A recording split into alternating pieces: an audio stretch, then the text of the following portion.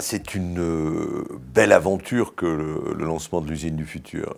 Une belle aventure d'abord parce qu'elle est faite de contacts humains. C'est un programme dont l'objectif est d'accompagner sur le long terme les entreprises de Nouvelle-Aquitaine vers l'usine numérique et connectée. C'est un projet à la fois social et économique. Quand on fait l'état des lieux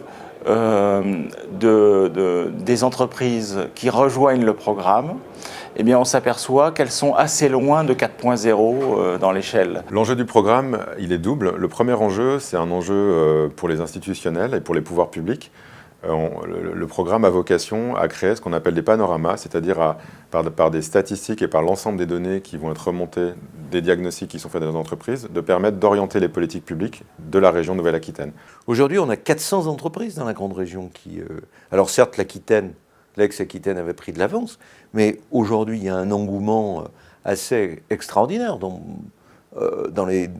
l'ex-Poitou-Charentes et en Limousin. Le deuxième enjeu, c'est un enjeu bien sûr pour les dirigeants qui vont chacun être éclairés sur l'industrie du futur, sur une vision sur les enjeux associés à l'industrie du futur et surtout être positionnés sur leur entreprise, où est-ce qu'ils en sont, éclairés sur un chemin qui leur permettra de passer à l'étape d'après, qui est souvent fait sur 1 an ou 3 ans, qui leur permet d'enclencher derrière la mise en œuvre de briques technologiques ou de transformation opérationnelle. Ce que pratique d'ailleurs la plupart des régions, on fait des appels à manifestation d'intérêt, AMI dans notre jargon.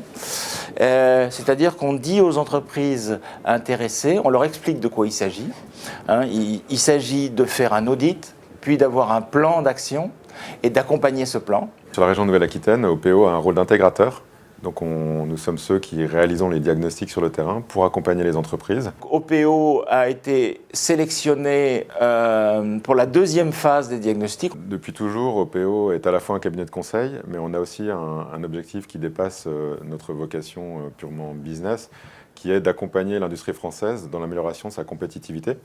Et ce programme Industrie du futur répond complètement à cet enjeu, puisqu'il permet au tissu industriel, que ce soit des PME, des entreprises de taille intermédiaire ou des groupes, à la fois de mieux travailler ensemble, mais aussi d'améliorer les business models et la compétitivité des opérations des entreprises. Nous avons donc eu connaissance de cette possibilité d'entrer dans ce programme et le diagnostic a été fait en 2 temps. Dans un premier temps, un état des lieux sur une journée. On a pu également ce jour-là échanger sur nos process, etc. J'ai trouvé qu'il avait très vite cerné en fait l'ensemble de l'entreprise. Bon, c'était plutôt rassurant et ça met en confiance. Et en fait, l'intervention, elle se passe en réalité en 3 temps. Il y a un premier temps qui est un cadrage qui dure une demi-journée, dans lequel on va rencontrer les dirigeants, faire un premier tour de l'entreprise et justement cadrer les sujets à la fois sur l'organisation industrielle, sur les sujets technologiques et les sujets environnementaux. De là, un diagnostic en est sorti en disant voici les points sur lesquels il faudrait peut-être travailler. Et effectivement, la convergence s'est faite vers ces 2 grands points, puisqu'ils ont constaté aussi que c'était les endroits où nous avions un besoin. Ensuite, le consultant est venu 2 jours dans notre entreprise pour travailler davantage sur le projet, rencontrer les collaborateurs. Et la deuxième phase, c'est vraiment une phase, je dirais, plus opérationnelle, où là, les gens sont ici pendant 2 jours, où là, on a regardé ces 2 aspects-là, le volet organisation et le volet robotisation. Réellement, nous, 2 jours de présence dans l'entreprise où on va donc répondre à la problématique du dirigeant sur la partie industrielle. Il y a aussi un expert du sujet technologique qui a été choisi, donc ça peut être de la robotisation, ça peut être du pilotage numérique, des systèmes d'information, qui va intervenir aussi, qui va venir donc, lors du 2e jour pour travailler avec les équipes de l'entreprise. Et puis on a aussi un expert sur la partie environnementale qui va intervenir à distance. Donc nous on fait une partie de visite, on leur envoie des informations qui va intervenir à distance. Dans la partie environnementale, l'objectif c'est plus d'ouvrir la discussion sur l'ensemble des sujets de performance environnementale et sociétale, puisque ça recouvre en fait beaucoup de sujets. Nous avons eu ensuite une restitution dite à froid à l'issue de la 2e journée et on a fait une restitution 1 mois après. Sur ce diagnostic, sur la base d'un document qui nous a été remis et puis 1 heure d'échange ensuite autour de cette restitution. C'est une manière aussi pour les entreprises d'entrer parfois en relation avec la région.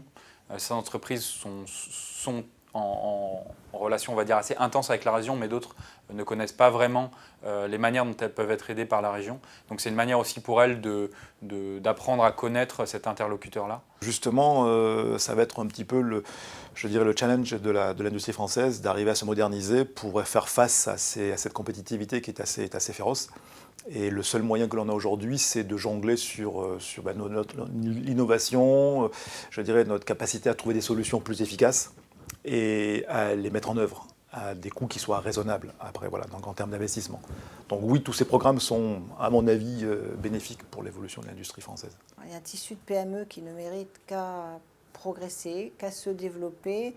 On voit bien qu'on revient quand même vers des choses plus françaises, plus territoriales. On parle de circuits courts, on parle d'économie circulaire. Et ça, je crois que c'est un vrai enjeu pour l'économie de notre pays et pour l'économie dans les territoires.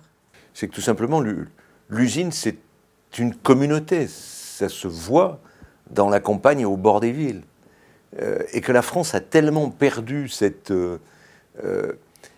confiance à l'égard de son appareil productif que c'est un moyen pour nous, pour moi, aussi, en tant que patron de la région, de redonner cette image d'attractivité, de confiance dans l'avenir industriel de notre pays.